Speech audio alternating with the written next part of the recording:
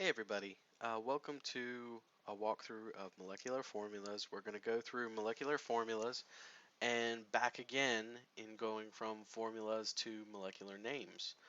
This is a naming system and introductory video that complements our video on ionic formulas, so make sure you watch that video as well. Now, kicking things off, we've got the molecule CO2 on the bottom left. Now, recall molecules are a combination of two or more atoms. And if we have a compound, that's going to contain two or more different elements. So CO2 meets both of those requirements. We've got two elements because we have both carbon and oxygen.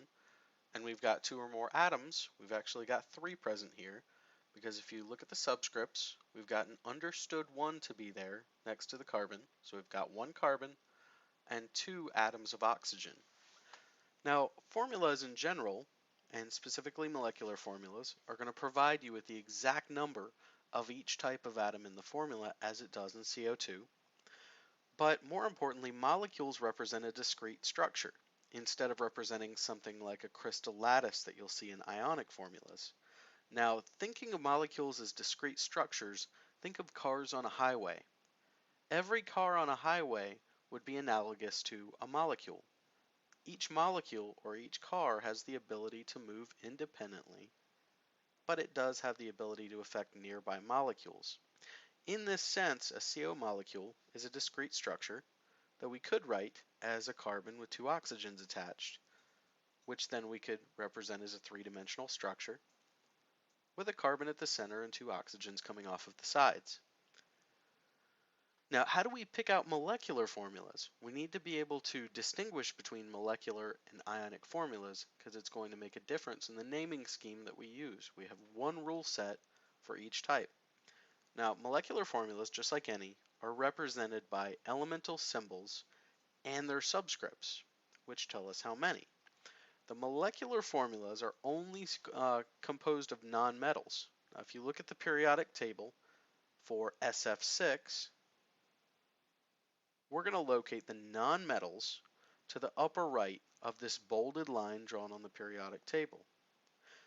The elements marked in yellow represent the nonmetals. Now we're going to find both S and F indicated by the blue squares in the upper right section or the nonmetal section of the table. That would make SF6 or sulfur hexafluoride a molecular compound. Now, what do we need to know to be able to succeed at molecular naming and formula writing? Now, we do need to know a list of 10 prefixes. There's no way around this and no shortcut. The prefixes are listed here. Now, I would put these on flashcards and drill yourself before the exam to make sure you're familiar with these 10 prefixes. Again, if you don't know these, there's not much point in trying to go from formula to name or name to formula, as these are a key piece. Now, writing names based on a given formula, say CF4, the element symbols, the C and the F, represent that we have carbon and fluorine in our molecule. The element subscripts tell us which prefix to use. So we have one carbon, but there's a caveat. We would say monocarbon because we have one carbon, but if it's the first part of a name, we omit the mono and we leave it off. So we have carbon, tetrafluoride. Tetra indicates 4. Fluorine is the element name for the symbol F. But we drop the INE ending and replace it with IDE. This becomes carbon tetrafluoride. IDE is a common ending for the molecular naming system. If we jump to ICl5, we're going to start out with I representing iodine, which we take the name straight off the table, and we have 5 Cl's. So our prefix for 5 is penta, so we end up with pentachloride. Right off the table it would be pentachlorine, but we drop the INE and we end it with that IDE ending. Now we have a few caveats here on double vowels. There are 2 places we're going to change it, and everywhere else it's fine to leave it be. The first, if we get a double vowel like OO or AA, we're going to drop the first vowel. This is something we might all be familiar with, CO. We have detectors for these in our home. Carbon monoxide. We start with the C, with the carbon, and then we jump to the O, monoxide. We do include that mono when it's anywhere else in the molecule. Now take a moment and pronounce this to yourself. We don't say carbon monoxide, which is the way it's spelled on the slide right now. Instead, we're going to drop that first vowel and make it carbon monoxide.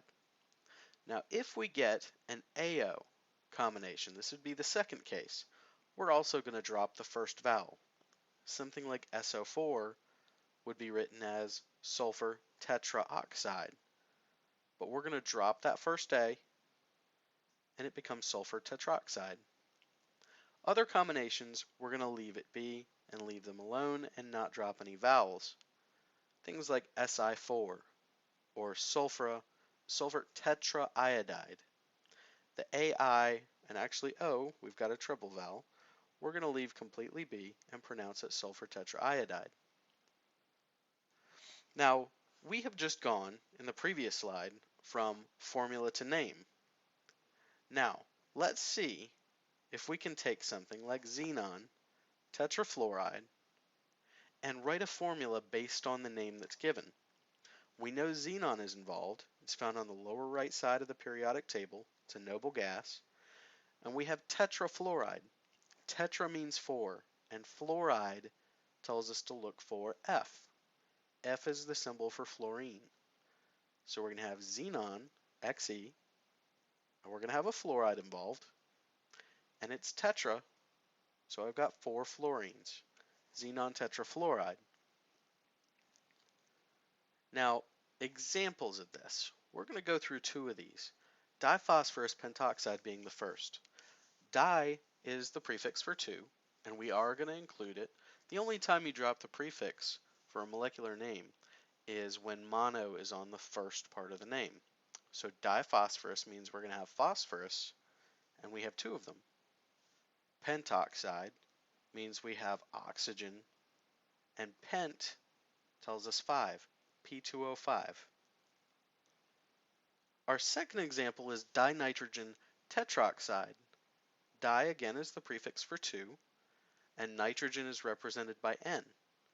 So N2, tetraoxide or tetroxide, O4. N2O4 is going to be our molecular formula for dinitrogen tetroxide. Alright guys, thanks for watching along. Make sure you catch the ionic video, which is being made available at about the same time.